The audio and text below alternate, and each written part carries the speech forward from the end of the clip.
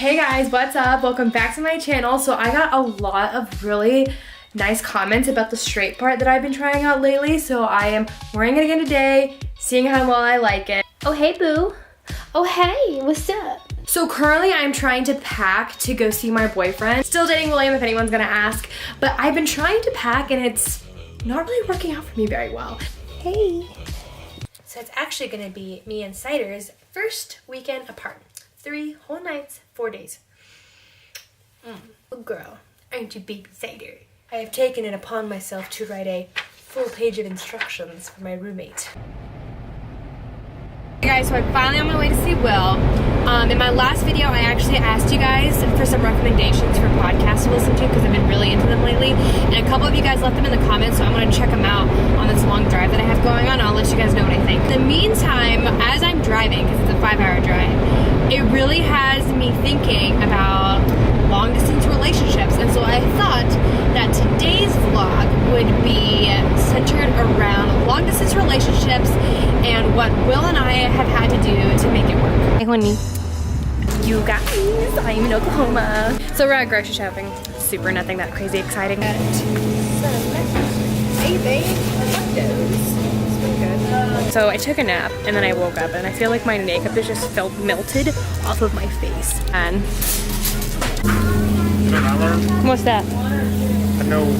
You guys, this ice cream is so hard to find, but it's the best flavor, and I can only find it at like random gas stations and apparently at this commissary in Oklahoma. It's like super pretty and nice out here in Oklahoma, like in Kansas. Super freaking cold, not in Oklahoma. I wanted to talk about just like 3 things that I think are really helpful if you're about to go into a long distance relationship. A little bit of backstory between me and like why I want to talk about this. If you've been following me for a while, you know that Will and I have been dating for almost 3 years now. We've lived together for quite some time, and then the past, I want to say, year has been long distance. Very, very challenging. Not saying I'm an expert, just some things that I wish I had known going into this. I think when we were both deployed, I think it would have been so much more beneficial if we had talked about expectations prior to the actual deployment. So I go into the deployment thinking, oh yeah, like we're gonna talk like every single day. He's gonna text me, it's gonna be fine. I'm gonna be fine. Whereas Will's going to the deployment thinking like, no, like we'll see each other when we see each other, which is not okay. And I don't want you guys thinking like he's like a bad person or anything like that.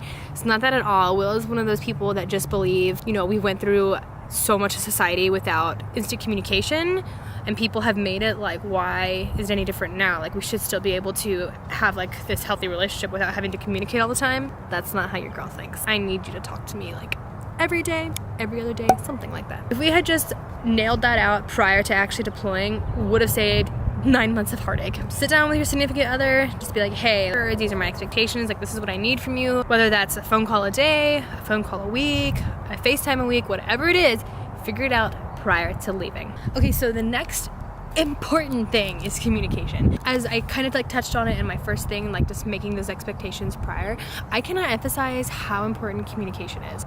You would be surprised how many people just think it's not that big of a deal. Yes, communication is such a big deal. And there's so many different types, whether it's texting, phone call, FaceTime, email. I actually found out was a really beneficial way for me and Will to communicate when we were deployed. Figuring out those types of communication methods and which ones work best for you in your relationship is such a huge deal. I personally recommend touching base like once a day, whether that's via like FaceTime, email. Everyone's schedule is like really different, but I think it's so important just to make sure that you touch base at least once a day to figure out like, hey, how are you doing? Like, I really miss you, blah, blah, blah, blah, blah, blah, blah. The last thing I'm gonna touch on is photos, videos, things like that. So you would think as a social media person, I'd be really good at like sending pictures, sending videos. I'm not. I am like the worst ever. So my friend Alex is married, and I would just kind of like watch her as she like communicates with her husband. She was sending him like all these pictures that we were doing, like selfies or like the food she was eating, and I feel like probably to most people that's really normal, but for me it wasn't. Like I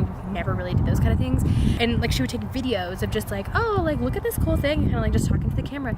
Like I said, you would think I'd be really good at this having been a YouTuber, social media person, but I was watching her do that. I then transferred that into my own relationship where I was like, hey, like taking pictures of things that I was doing, photos, those kind of things. And I definitely would say that it helped tremendously. And the reason why is because then that other person feels like they're a part of your life. You know, when you spend so much time away from each other, you guys guys are like, there's definitely a feeling of disconnect. The more you can make that person feel connected to you, the better.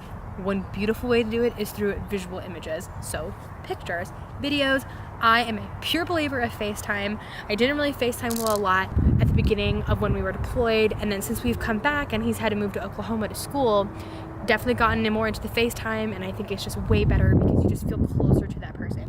Okay guys, I know this video wasn't like super crazy and these weren't like exponentially like huge tips, but I feel like even though they're not crazy revelations, I feel like they definitely have made a difference for me in my relationship, and I wish that I had really focused on these things prior to going long distance. Think it would have helped a ton, and I just wanted to share those with you.